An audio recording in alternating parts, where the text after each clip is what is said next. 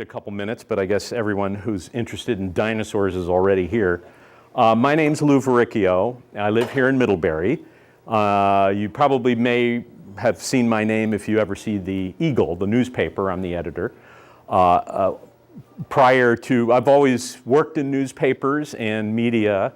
For a time, I did some science writing for NASA and always had an interest in science, but never pursued it as a career, so to speak. But I like stories about science and people who are involved in science. And so my talk tonight is going to be about a volunteer dinosaur egg dig I was on this past summer.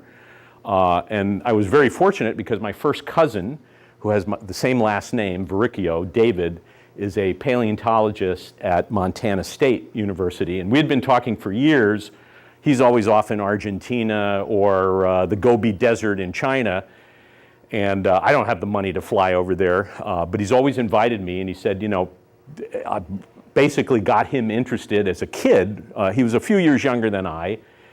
And as a teen, I used to like collecting fossils, and he got interested in them, and I would take him along on some fossil digs. And of course, years later, it became a career for him. And he's quite outstanding in his field, and his specialty is dinosaur eggs, especially those of the Cretaceous.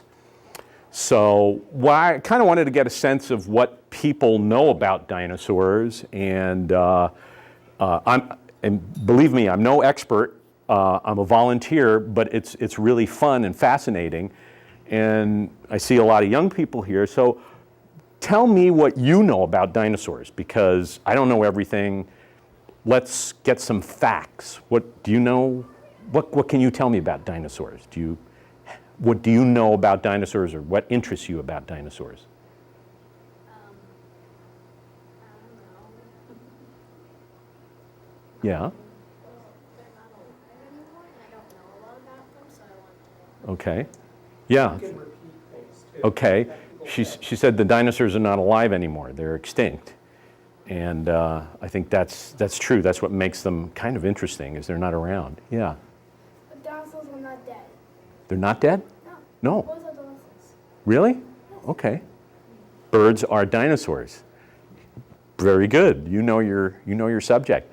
Yeah, I think I was talking to my cousin about the connection between dinosaurs and birds, and there is definitely a genetic and evolutionary link between the two. They almost diverged, but were also parallel for a long time. But anything else about dinosaurs? What happened to the dinosaurs? I mean, you said they're not here anymore. You said they're extinct. What do you think happened to them? Does anyone know? There was no plants. They didn't hit the earth because the dirt was covering up the sun, so the plants couldn't live, so they died. Mm-hmm. So the plant eaters couldn't eat any plants, so they died out. Okay. And the meat eaters didn't have any meat, so they died out. Okay. Well, that's the latest theory, is that the dinosaurs probably disappeared because of a giant impact, an asteroid or a comet. Nobody's really sure what. And that the atmospheric disturbance from the impact, which was a giant impact, put a lot of pollutants, both particulate and gas, into the atmosphere, and that screened out, diminished the sunlight coming to the Earth. A lot of plants died out, and it was sort of a chain reaction. If you're a plant eater and your plants aren't around to eat, you die.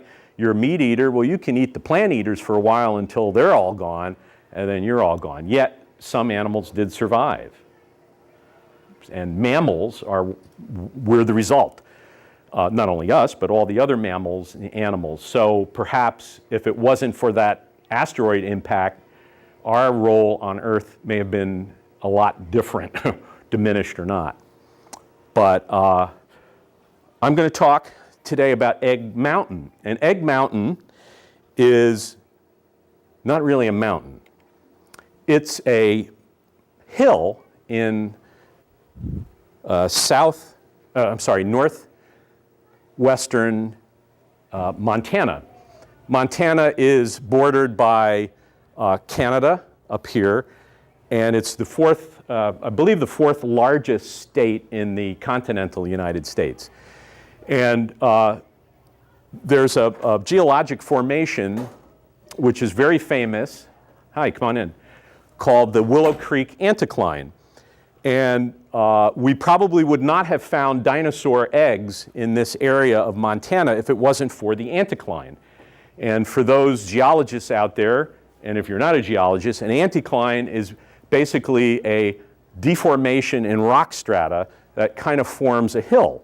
So the rocks that contain these eggs were lifted up into a hill, and that hill is called Egg Mountain. And actually the whole area around Egg Mountain is part of that same formation.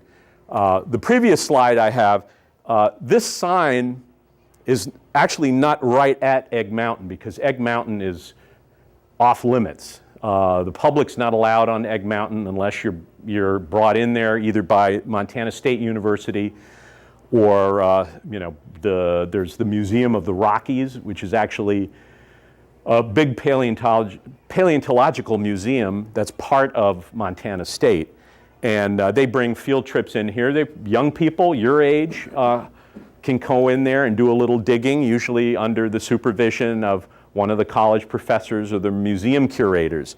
But this little sign is on the highway outside of the town of Choteau, or Choteau. It's a French name named after a trapper, actually a trapper from Montreal, that they came down into that part of northern Montana to trap beaver fur. And all that was brought back to Montreal.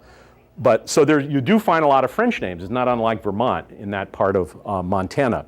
But this is a sign that tells the story about how Egg Mountain was discovered. And I just want to mention that there's a famous book, unfortunately out of print, called Digging Dinosaurs. And there actually are, I believe, a couple of copies up at Monroe Street Books, which is where I got this one. And it's written by a paleontologist named John Horner, or Jack Horner, and he was my cousin's professor. And so my cousin is kind of the heir apparent of this guy in overseeing the excavation of this site. And it's very deep, and the deeper they go, they find more dinosaur egg nests. Anyway, this book tells the story, and if you're interested, you can probably get it through interlibrary loan, because the Ilsley Library has a great interlibrary loan service, which I use a lot. And they're very quick, and they're very clever at finding difficult to find books. And this is one of them that I'm sure they can find, although that one I bought for my own library. Okay, so there again, you can see the Rocky Mountains. They go sort of northwest to southeast. Yes? What happens if the bone is too old to be fit today?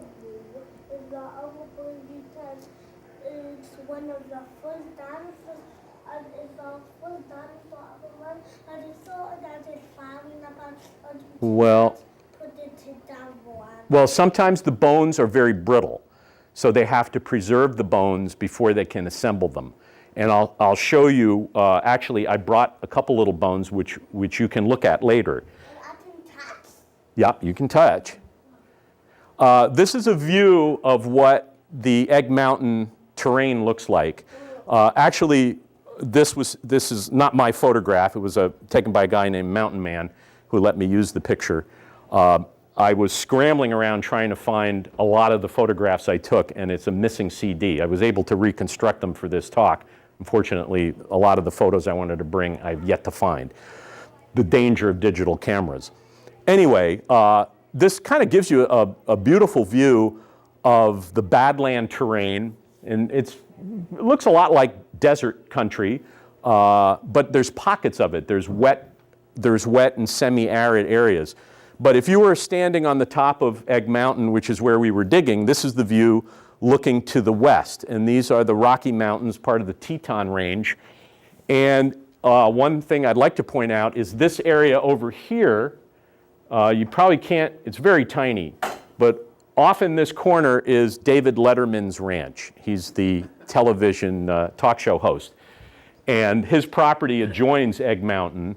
He doesn't like too many people to know about that, but my cousin's been talking to him because there's quite a lot of outcrops on his land, and he apparently is very interested in seeing what kind of fossils he has. So next summer, if I go back, I may be digging on Letterman's ranch, but we'll see. This is approximately, the rock you see in these little bluffs here are about 70 to 77 million years old.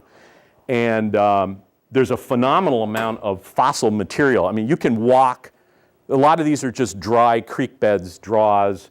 In the summer, they get thunderstorms, so you can have just a torrential rain, and it fills up these gullies, and if you're down in them, you could be washed away. So you have to be very careful. When you look at clouds off in the distance, it's kind of like in Arizona too, where it may be beautiful and sunny where you are, and then you see a thunderstorm 10 miles away, and that water will come to you at some point going downhill. So it's very eroded terrain, but all these little, if you can kind of see horizontal lines in the hills here, those are all rock layers, all part of this, what's called the Two Medicine Formation. And the Two Medicine Formation is the rock family of rocks that appear on the top of the surface in this Willow Creek anticline. This is one of my pictures to give you an idea of what the terrain looks like in July. It tends to be pretty dry. Some beautiful, I don't know if those are asters or what that are, not asters, black-eyed Susans, or maybe somebody knows what they are. But you get a lot of these mud cracks.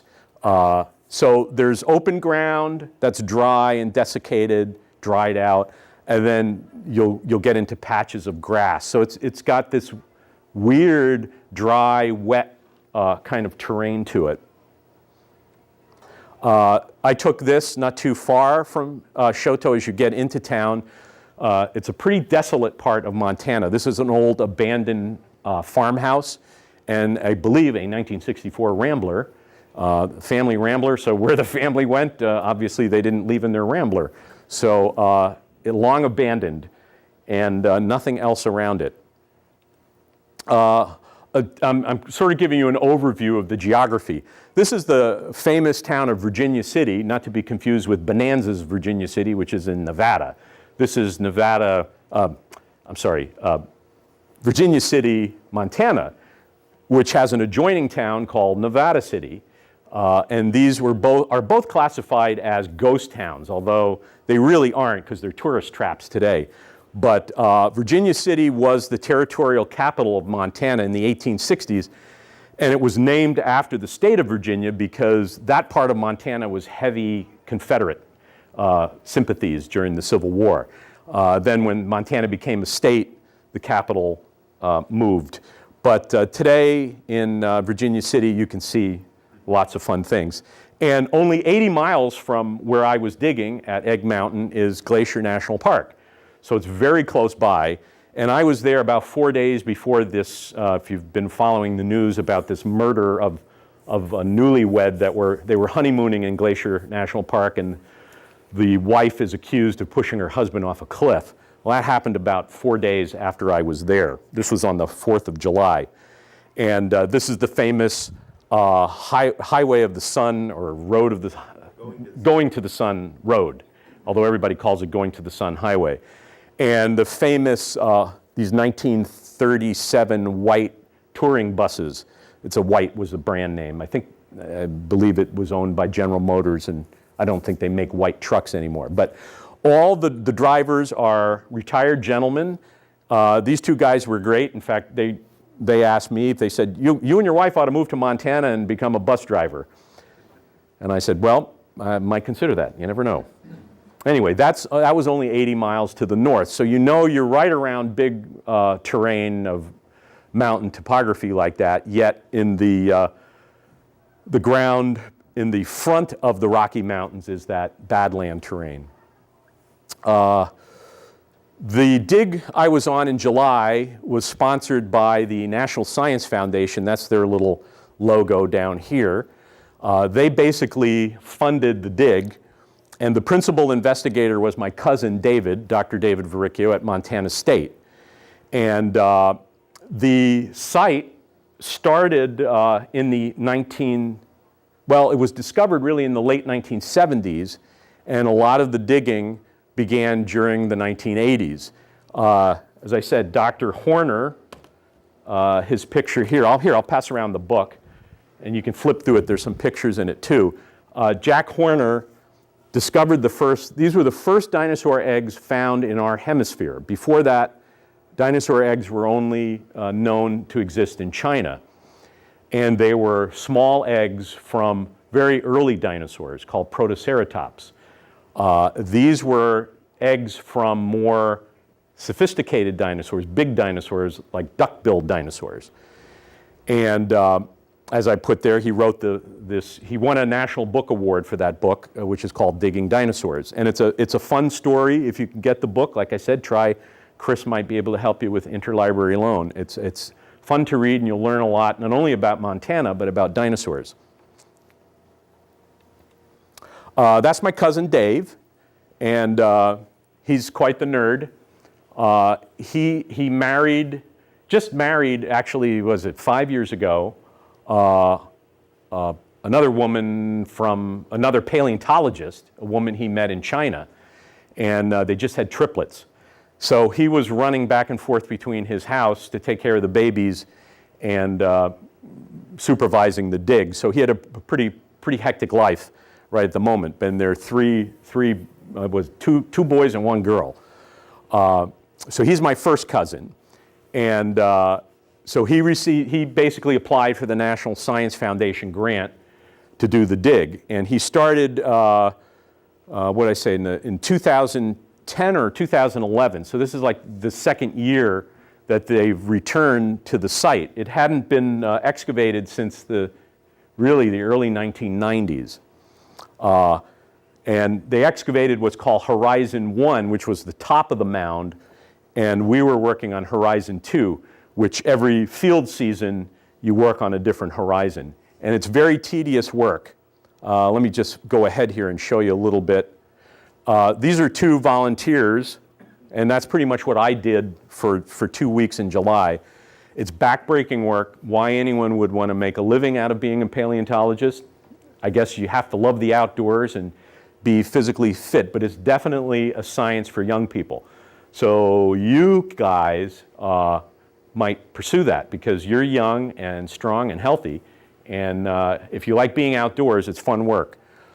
But it's very tedious because when we got there, Dave and an assistant surveyed the site. So we had to help set up string grids, and they surveyed each section. So as you excavate, it's kind of like archaeology, where you're doing you work in a grid, it's all string, and you dig out, you're assigned a little grid to dig out.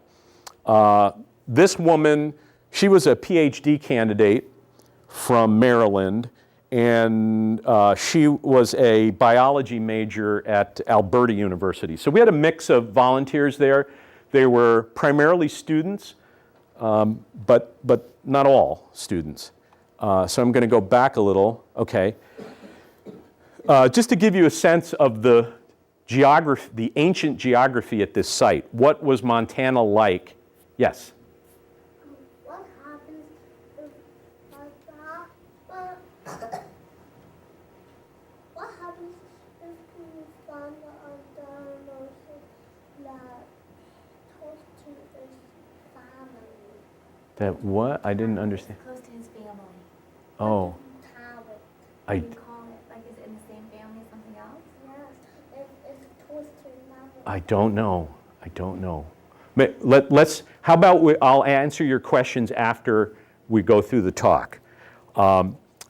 This is a map of North America and what it looked like at the time the eggs were laid at this site. And I'll show you what the pictures of the eggs look like. And I have some eggshell fragments, and I'll show you too. The North America, this is where, well, Vermont you can barely see there, but North America was cut in half by what's called the Western Inland Seaway. So the center of the United States what you think of the West, Montana, Wyoming, Kansas, all those states were underwater. It was basically like an extended gulf of the ocean that came up there. And it was 600 miles wide, about 2,500 feet deep at its deepest point. And along both shores, they came up with names for, this was the island of Appalachia, this was the island of Laurentide. Anyway, on both coasts of this seaway, dinosaurs lived. And they lived in big herds, and they moved up and down the coast. And the climate, we believe, was pretty mild, probably not unlike the Mediterranean, coastal France, Italy, Greece, like that. But the eggs that were found at Egg Mountain were laid about 150 to 200 miles away from the coastline. So they weren't laying them right on the beach. They weren't like sea turtles. So they lived, it was still flat land, but it was pretty far inland from the ocean. This is what lived and died in the western interior seaway. This is artwork showing a dead duck-billed dinosaur that probably washed off the coastland, the coast side, and out to sea. And so immediately all the prehistoric sharks went after it. So it was a pretty diverse ocean life, what they call a biherm. They had marine reptiles, plesiosaurs. Those were the long-necked, sea-going reptiles. There were fish, ammonites, which were kind of like nautilus shells, clams, you name it. A lot of the invertebrates, the shellfish that you see in our oceans today, lived in that sea. But then there were a lot of the bigger animals and reptiles that are no longer living. They're extinct. But that was what lived in the water. This is what lived on the land around the ocean. And this is, again, an artist's rendering of some plant eaters. Obviously, that critter there is eating a plant, or maybe that's actually a tail. I'm sorry. I think it's a meat eater. But there was a variety of large and small dinosaurs, and also little lizards, which we found a couple of fragments of tiny lizard skeletons, and mammals, small rat-like creatures that, well, in fact, we found a crushed skull of a tiny little mouse-like creature. And it made me wonder, could that have been one of my ancestors? I don't know, but could have been. The actual nests of the dinosaurs, they would find flat areas that were kind of sandy. And this is a dinosaur that's about a little larger. Let me I have a scale picture of him. Okay, it's called a Troodon. That's about a size to an adult human, about 6 feet in length, 2 meters, something like that. And that was called a Troodon. So the eggs that we find at this site are from this critter, a Troodon, and also the big duck-billed dinosaurs. And my cousin can tell the difference between the eggs. The shell textures have different patterns, and there's some question mark yet, but they're fairly certain they can closely identify which was a duck-billed dinosaur, what they call a hadrosaur, or a Troodon. So they did have a lot of paternal care. The parents did take care of the nests. They're even certain that the males took their turns sitting on the nests. In this artist illustration, that's supposed to be a male doing a little mothering. What the mother was doing at the time, I don't know. Maybe, who knows, doing the dishes? I don't know. Anyway, they did care for their eggs. They didn't abandon them. So we think of reptiles today like, say, a turtle will lay its eggs and walk away. Not true for the dinosaurs. At least the higher level dinosaurs really had some kind of a parental nurturing behavior. And they would care for the eggs, keep an eye on the eggs, and even when the hatchlings came out, probably ushered them along, and if they lagged behind, would go after them and bring them up. So they had some level of parental care. And the nests they call clutches, and they're basically a little grouping of eggs. That's another vista. Okay. I just wanted to get back to the volunteers. This was a guy, he's a 6th grade science teacher. His name is Todd Sampson, and he teaches at the East Valley Middle School in Helena, Montana. And he's a very active volunteer. He does a lot of work here at Egg Mountain, but he's all over the state doing something. He's into model rockets, so he takes the kids out and they shoot model rockets up. So he teaches chemistry, but he says, I have been teaching 6th grade science at East Valley Middle School for 10 years. I truly love science and have lived a life of science on a 6th grade level most of my life. When I was in middle school, I had a chemistry lab set up underneath the basement steps, and I launched various model rockets into the atmosphere on a regular basis. I travel all over Montana studying primarily earth science. I love to teach, and I'm a huge believer in lifelong learning, but most of all, I enjoy being around kids. And he's a real inspiration and has gotten a lot of his students interested in fossil collecting all over Montana, which is very rich in fossils. I won't read any of that. This is a duck-billed dinosaur, and this is one of the egg layers at Egg Mountain. It's called a myosaur. And duck-bills basically have, I'll get to your question after. Duck-bill dinosaurs have duck-bill-like snouts. And a number of them have these big bony crests along the front of their snout. And it was not only for breathing underwater, they could go a little bit submerged, not too often, because they were pretty hefty animals, and long. As I say, they're 30 feet in length, and that's the adult.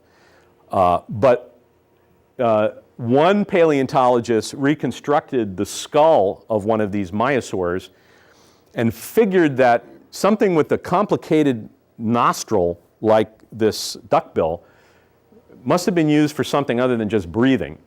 And sure enough, he put pressurized air through it, and it made a honking sound. So we now believe that these dinosaurs communicated with honking sounds, like car horns. So dinosaurs were probably pretty noisy when they were crashing through the underbrush and looking for food. They were also making lots of noise, not unlike you see mammals in Africa today in herds. And these guys lived in herds. And that shows a little youngster alongside. And that we don't know how long the youngsters stayed with the mother and the family group, but probably until they were big enough to take care of themselves. How much memory or genetic imprint they had from their parents as they got older, we don't know. This is a model of a duck-billed or a myosaur nest, and it's a little light here, but that's a little baby duck-billed dinosaur coming out of the eggs. So they were laid, not unlike bird nests, in a pretty big clutch there, and they would hatch around the same time, give or take a couple hours of each other. Some would live, some would die, some would be eaten by mammals. In fact, some of the little skeletons of the rat-like creatures we found there were probably egg eaters. And they would hang around the nests waiting for a moment, maybe when the mother wasn't looking or the father, and go in and crack an egg. And who doesn't like eggs? So we've inherited our love of eggs because we're all egg eaters. And that's kind of a trait in mammals today. I say here, the female myosaur like to lay their eggs in a circular earthen nest, and there were up to 30 to 40 eggs, so that's quite a big nest. And then they believe that the adult dinosaurs, along with the young, roamed in great herds. That's a Troodon, to give you the scale of how big those Troodons were.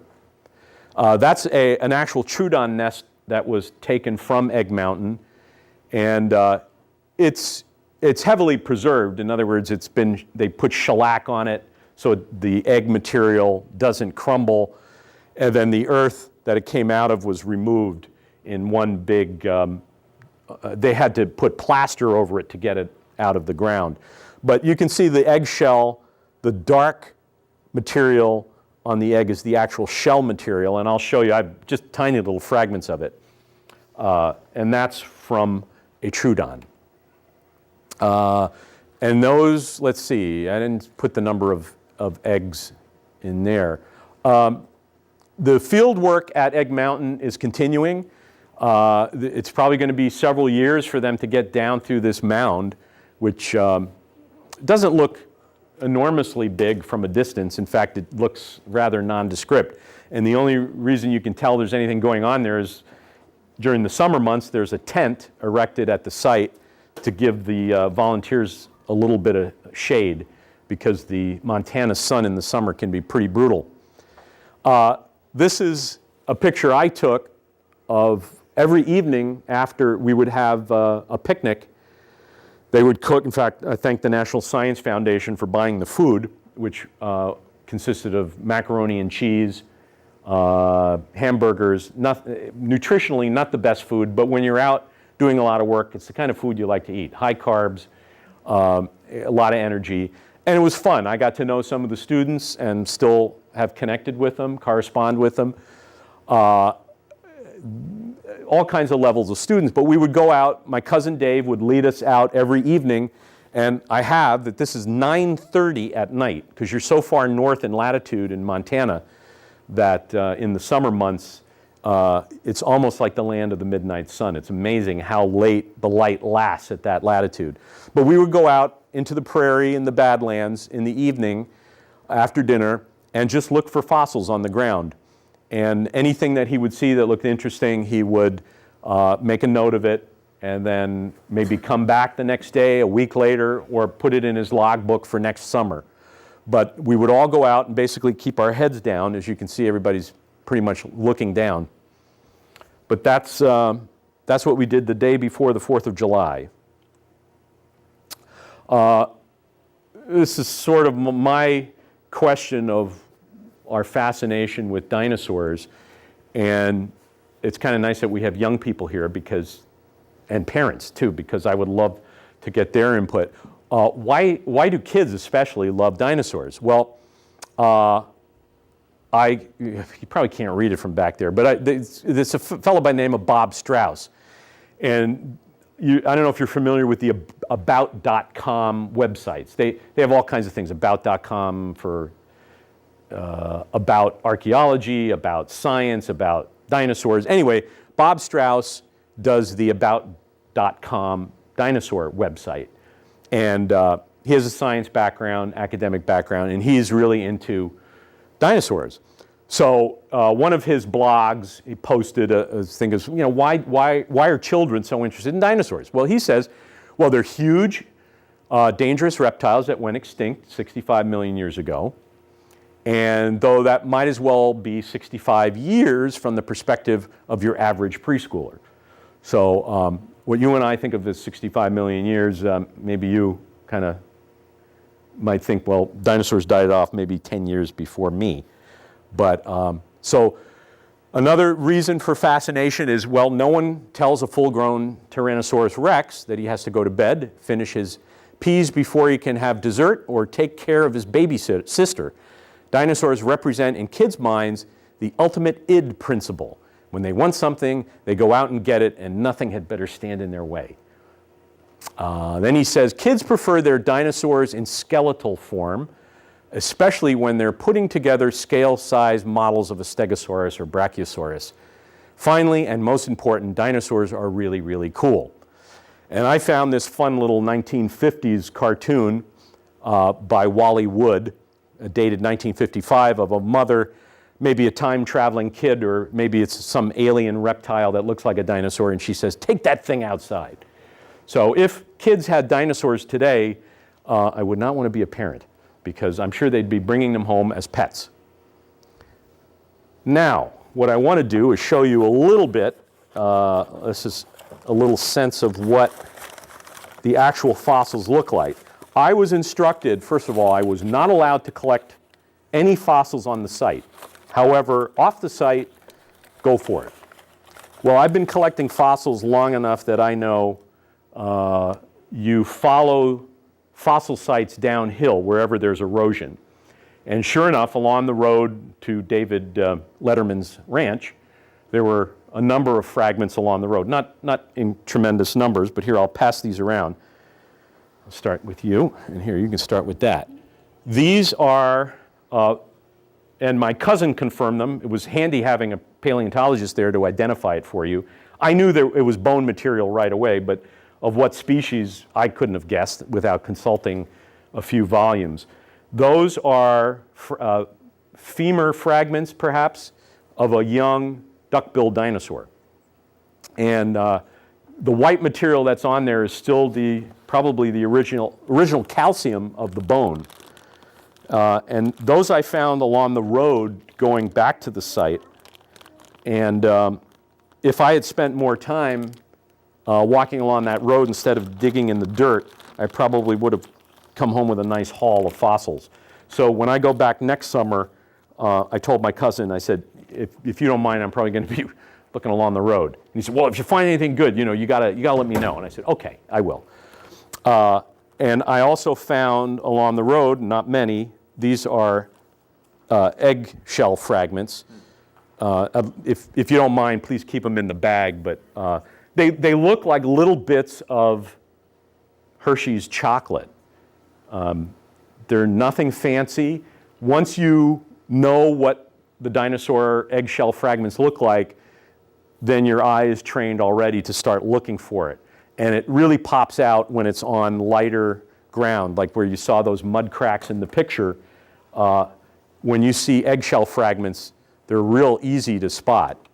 I didn't get any shots of them because it was just kind of hard to photograph. But those, my cousin believes, are Troodon shells.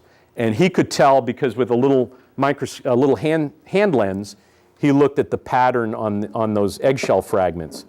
And he could tell that they were from this guy, Troodon. So those little eggshell fragments are from a nest like that. So what you're basically doing then is sifting through dirt, looking for those kinds of fragments. Shortly after I left, they found a complete egg. So finding the nests are not necessarily that common, but finding the fragments and maybe half a shell, a quarter shell, or one shell by itself is common. That's why when they find the nests, like these things up here, those are really exceptional specimens. So that's, pardon the expression, Egg Mountain in a nutshell.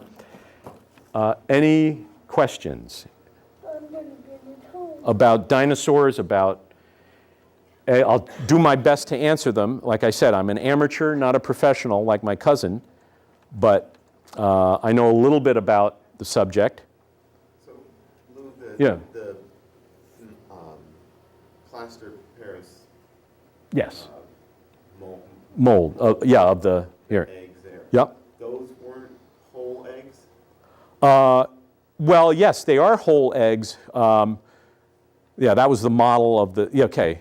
Yeah, these are whole, but of course, the bottom part of the egg is still sticking in the ground. So they were laid sort of end down with the one end up.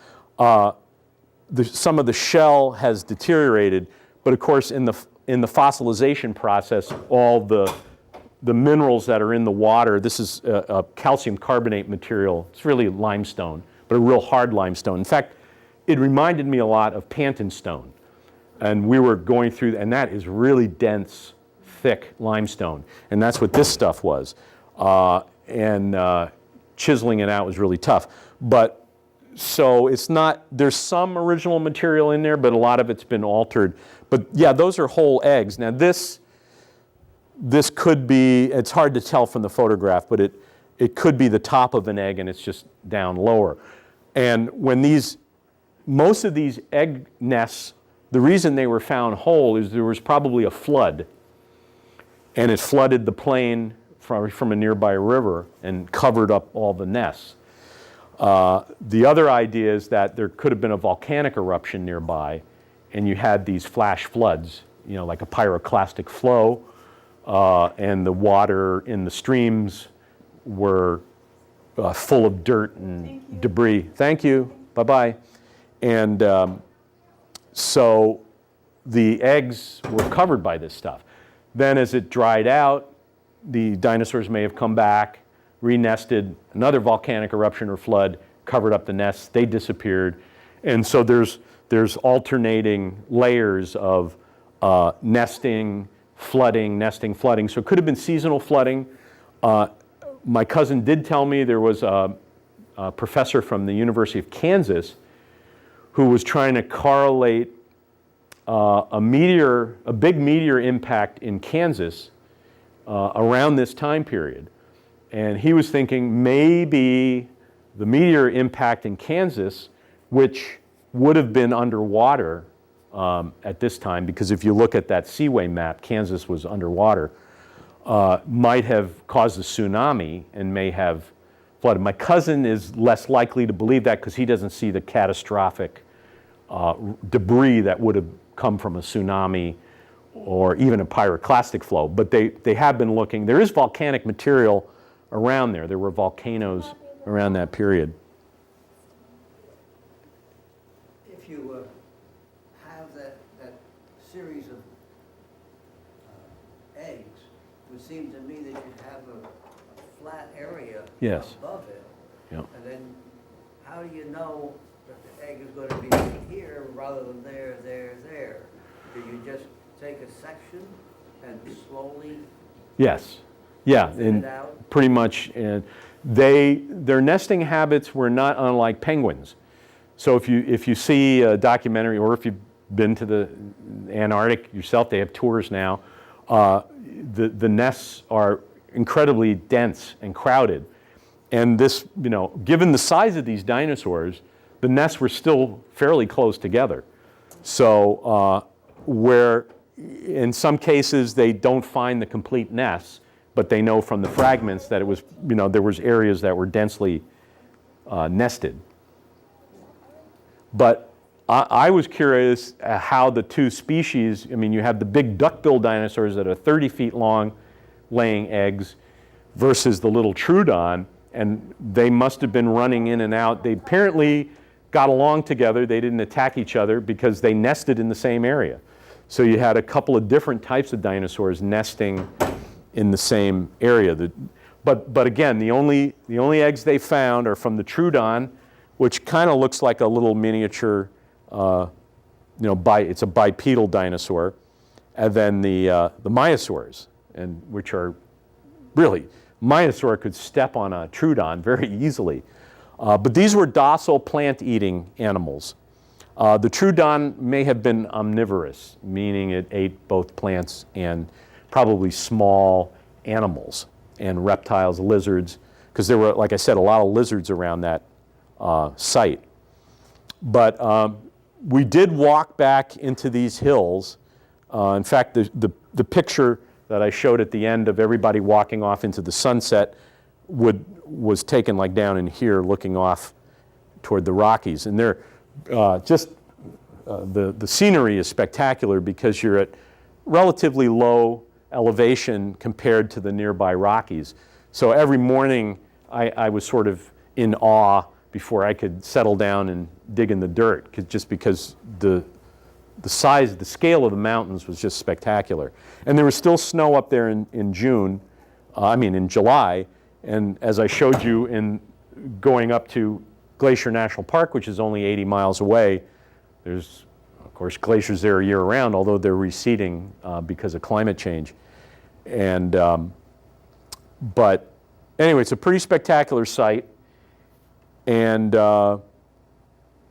my cousin spent the whole summer there, and actually the whole past two summers, and he'll be there next summer. Volunteering, I was very fortunate because he's a relative and he got me in, but But volunteering it's a long list to get on the volunteer A list, so to speak. They do tend to give priority to students, students in paleontology, students in biology. And I think because it's not only good for the student experience, because in a sense it's kind of like an internship, but they get the eye of the student. The student contributes a lot. In fact, the doctoral student who was there, her name was Catherine, she was great. She was finding things constantly. She had great eyes. My eyes are not as good as they used to be, but they were, the students were really good. And actually, when they would walk in too, they would look in between the cracks, in the mud cracks there for fossils, because the fossils would get washed away. And again, with this light-colored, this is highly alkaline soil, clay. It's not like, I found a lot of comparisons to Vermont. Not, of course, the scenery is very different, but the climate isn't all that different in the sense they get brutally cold winters. Actually, Vermont is probably the banana belt compared to Montana in the winter. But then they'll have, I lived in North Dakota for a while, which isn't too different in climate. You'll have 70 below wind chills one day in January, and the next day you get an Alberta clipper that may bring in a 45-degree wind. And you had a blizzard one day and it's all gone within 2 days, melted. So they're great temperature extremes. How large an area were you excavating? The actual area of the top of Egg Mountain is tiny. It would be, I would say, about 3/4 the size of this room. And we're on top of a mound. And again, I'm sorry I don't have a picture of the actual mound. But if you were standing on top of the mound, that's the view. So it's a flat area because it's been cleared starting in the 1970s by Jack Horner and his teams. Again, he was with Montana State. He was actually a full professor without even a college degree. He was such an exceptional, self-made scientist that the university selected him immediately to be their top paleontologist. And then, of course, he did get his degree eventually and got, he took college courses off and on and kind of dropped out and always went on fossil digs and just was an amazing mind. He's also a good writer, because I was told by my cousin that nobody helped him with the manuscript, so he wrote that all himself. And he's a good writing style. So he worked with some of the amateurs. There was a couple that owned a rock shop that's still in business in Shodo, and you can visit it, and you can go and buy dinosaur eggshell fragments there. They collect them. They're all over the place. I mean, the best location is here. Of course, this is a protected site. But if you asked a rancher, local landowner, could I take a walk on your land and look for fossils? Most likely they would say yes. Just be careful. Don't wander, don't cross the fence line. There's cattle out there, so it was an active range. I didn't see anybody on horseback because most of the ranchers use pickup trucks. But the road, Egg Mountain is right along a road. So like I said, that's the access back to David Letterman's ranch, but they're working ranches up and down there. So it's a small area, but it's raised up above the Badland terrain. So you do get a sweeping vista of the Montana Badlands. East of Egg Mountain is an area called the Hell Creek, and it's part of the Missouri Breaks. And again, it's Badland terrain like that. It's the upper Missouri River Valley that is just this jumble of desert-like terrain. And in there is where they find the Tyrannosaurus rex fossils and other fossils from another period in the Cretaceous. So it's a really rich area. And if anyone really is interested in volunteering, let me know and I'll talk to my cousin and see, because there might be people dropping out. Sometimes students can't find the money for the airfare. And it's primitive surroundings. They have tents. You don't even I brought a tent, and then my cousin said, "Oh, you didn't have to bring a tent." I said, "Why didn't you tell me?"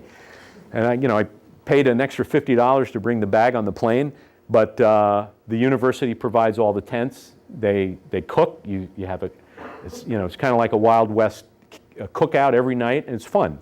And you get the privilege of discovering things that nobody's looked at for millions of years.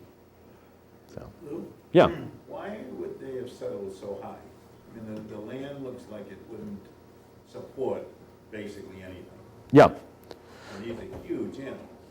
Well, don't forget, these animals existed 77 million years ago. The terrain was a lot different. The ground has eroded. When you're standing up on the top of Egg Mountain, which is where this picture was taken, you're at the prehistoric land level. So most of the ground is down below you.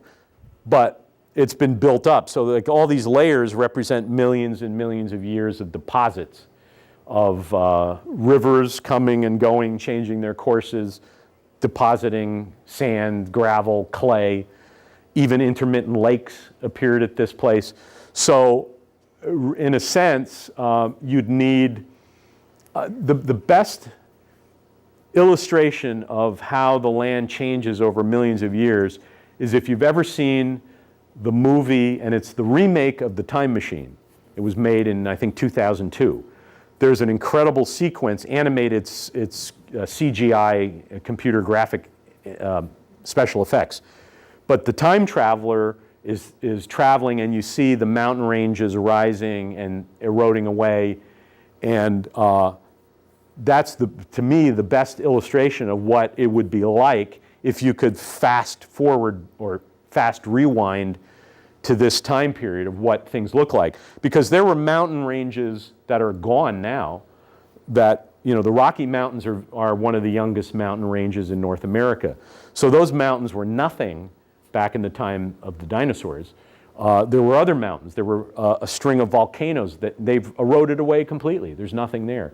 So really, you're looking at just a tiny little patch of exposed land as it was, at the level it was back then. But then you have even rock formations being lifted by mountain formation because you've got the Rockies nearby. So who knows the exact elevation of the original land? It's very hard to determine. Thank you, my son. You're welcome. Yes? How did you spend your days? Did you spend the entire day just sifting? Or what? Yes, we would have, we would start at around 8 o'clock in the morning. Everybody would gather around for breakfast. And breakfast would, consist of sometimes scrambled eggs, sometimes crackers, terrible instant coffee. Then we'd go out to the site, which was about a 15-minute, we'd pile into a couple of there was an old GMC Suburban, some SUVs and pickup trucks. So the gang would go out, and we would start at around 8:30, 9 o'clock. And about 10:30, we'd take a 15-minute break, and it got very hot. It got up to around like 98, 99. So you'd have to stop and drink water constantly and keep hydrated. Then lunch, we had an hour break. And then the afternoon, with a couple of breaks in between, we'd work until about 5 o'clock. And then come back, have dinner. And then, like I said, in the high summer in Montana, it's bright until even 10:15. I mean, I was reading in my tent at 10 o'clock at night without a flashlight. It was amazing. And that was, as I was saying, it's a very grueling, very physically demanding type of job. So were you just sitting then? You're sitting, bending, filling up wheelbarrows, dumping the dirt. It was basically just excavating. So my cousin likes to describe it as deconstructing the pyramid. Okay. And that's the kind of work it was. Yes? Do you ever need machines? Do I ever need machines? All the time. I need machines constantly. What happens of the machine? Do you own any machines? To what are that work parts? You need machines to what money parts? Well, I'll tell you, one machine that we used for digging for dinosaur eggs is a jackhammer. And I didn't operate that because the volunteers were not allowed to operate it, only the university staff. But the rock again, like I said, it's not unlike the rock. The Main Street Bridge here in Middlebury is made of Pantonstone, which is pretty dense limestone. And it looked very much like that, same color, same density. And you can't hit that with a hammer, even with a rock hammer. So the mornings would be spent with the jackhammer. My cousin, one of his assistants, would jackhammer a section of rock on the top of the hill, and then we would sift through the rock. We'd turn over each piece to see if there was a bone fragment. Sometimes it would pop out at you. You could spot it easily. Other times it was not. It's very grueling work, and you're looking at things closely. And then once you look at that rock, of course you have to move it away because you don't want to be looking over the same pieces all the time. When you get a little pile, then you put it in the wheelbarrow or a bucket, and then you dump it over the side of the mound. So as we were deconstructing Egg Mountain, another Egg Mountain in reverse was building up, and that had been building up from the 70s. So there's a big pile of debris. That's why I say, while they don't like to advertise where the site is, if you drove down the road and you knew a little bit about earth science, you would guess immediately that there's an excavation site, and either it's a mine or somebody's digging for something. But they've had no vandals on the site, and they always worry about that. But it's pretty remote. You'd have to really go out of your way. And the real fossil hunters, they can find fossils elsewhere. So they look, yeah.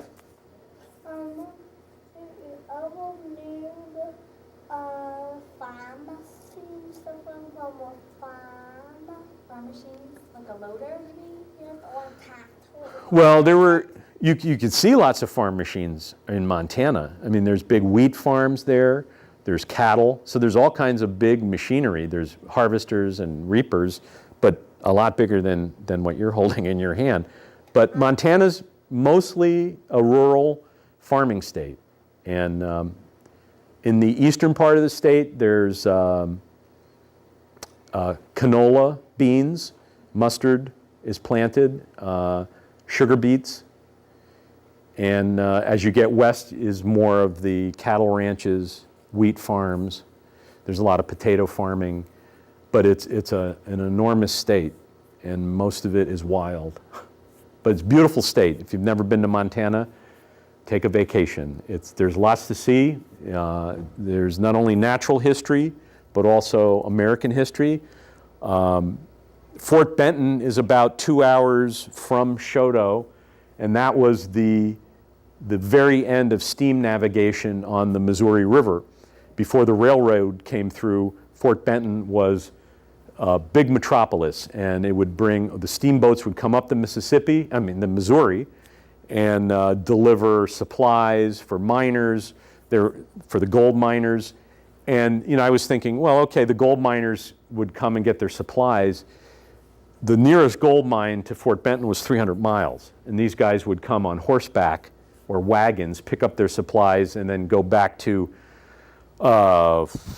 places. There several mountain ranges that had gold mines, and I walked through Fort Benton. They have a great history museum there. The fort has been restored. You can walk through it, and they have some river boats there. But as soon as the railroad came through to the south of Fort Benton, it became a virtual ghost town. Today it's all tourism, a lot of White River rafting on the Missouri. And the Missouri Breaks region is fantastic. That's a national recreation area. And the only way you can get into it is by boat. It's wild, and it looks like this only tenfold.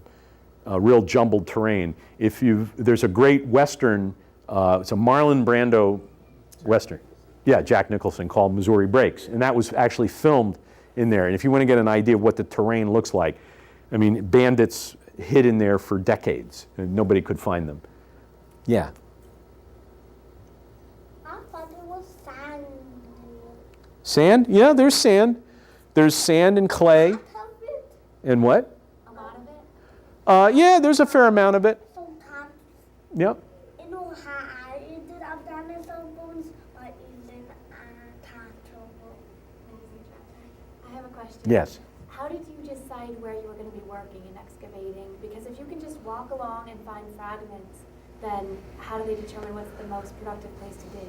Well, I think because of the history of all the nests that were found in this mound, they figured that must have been a concentrated site where over many, probably centuries, the dinosaurs came in there, and for whatever reason it was probably moist, so there was fresh water for the dinosaurs, there was plant life around for food, so they came there year after year. And it's kind of like the birds, you know, if you think, again, like I always think of the penguins, they always go to the same nesting site.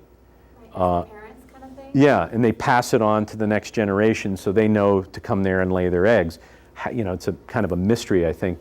You know, it's probably imprinted genetically, but so it was just the place where the dinosaurs came to nest.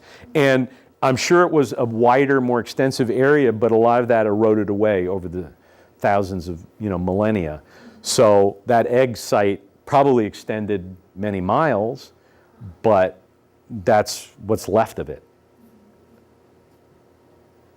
Are there other sites where they tried, you know, looked and just didn't find the... Yeah, I think they're looking all the time. You know, a lot of it is getting access to private property. And you know, in the West, people are fierce about their privacy, and you know, rightfully so. I don't begrudge them the right to their land, but sometimes it can be tough getting access. They've had some problems. This used to be part of what was called the Peebles Ranch, and the university bought. They made some kind. I don't know if it was a land swap or an actual cache, where they had the Peeble family said, well, we'd like, you know, this is an important scientific site. So they let them graze their cattle. In fact, this was a year that their cattle wasn't grazing. You know, they let the land, you know, return, get some nutrients back into it, and then turn the cattle out. So they were somewhere else. But these ranches are enormous. I mean, compared to Vermont farms are like their backyard garden. I mean, they're thousands of acres.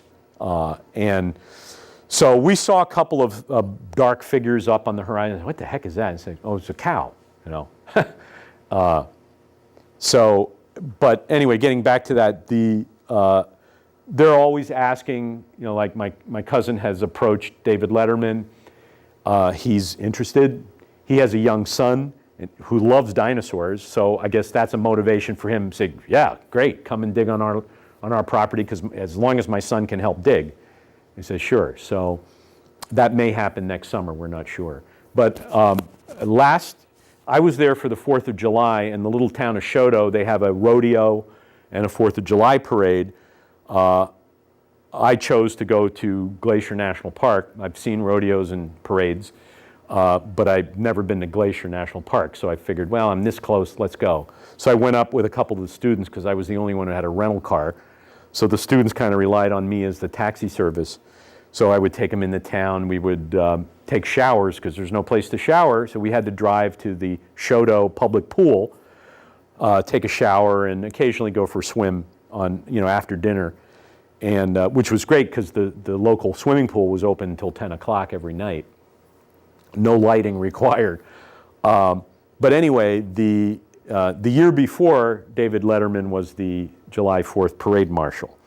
And apparently they asked him this year, but he wasn't around, so I didn't get to see it. If I would have, I might have stuck around for the heck of it. But he's, they say he's a very nice guy. He likes his privacy, but if he goes into town, people say hello to him, and he's not afraid to chat. But he bought the ranch. I don't know whose ranch it was, just a few years ago, and it's his getaway, and apparently not all that well known. So. What happened from the 90s to, 5 years? Not much. Nobody... No, the Museum of the Rockies had a summer fossil school for high school students and some college, and it was a summer camp. And basically you'd go to the same place where we were camped, and they would do a little excavating. But their funding ran out, and I think that only lasted 3-4 years. And the site laid fallow for almost more than a decade, close to 2 decades. And they kept an eye on it. My cousin said, sometimes he would go out there on a weekend just to kind of poke around. And then he found some things that indicated to him, it's really worth a concerted effort to re-examine this site because it had produced so many great fossils, the eggshells, and bones. So he applied, for the National Science Foundation grant. They gave him the money, and I think it's in 3-year increments. So every 3 years he has to reapply for the loan, not the grant. And I asked him, I said, well, how many years are you going to be doing this? And he said, well, as long as we keep finding things, and the foundation is willing to give us the funds, we'll continue to do it. Now he has, as part of what he does, he has to write papers about what's going on. So he has to file a field report to the National Science Foundation and the university. This is what we did during, they call it a field season, which usually starts at the end of June and goes into August, sometimes early August, mid-August. And, it's hard work. And in fact, my cousin, his wife wasn't feeling well, so he had to go back home, 200 miles away to help her with the babies, because like I said, he had triplets. So, was this a fossil shoe? You got to return my bone. Thank you very much. I'm glad you didn't put your foot in there, because that would have hurt. How far is Soto from the site? Geez, I'm going to guess it's got to be 200, 150, 200 miles, something like that. Really? It's that far? It's far. Oh. It's in the middle of nowhere. Well, Augusta's fairly big town, but it's not, let's see, Helena's like in here, which is the state capital. And then Great Falls is north of Helena. Yeah, Great Falls. Billings is right in here. Yeah. I flew into Billings and rented the car there and drove out there just because I got the best airfare I found from Vermont was to Billings. And Billings is an interesting city. We've got a lot of history.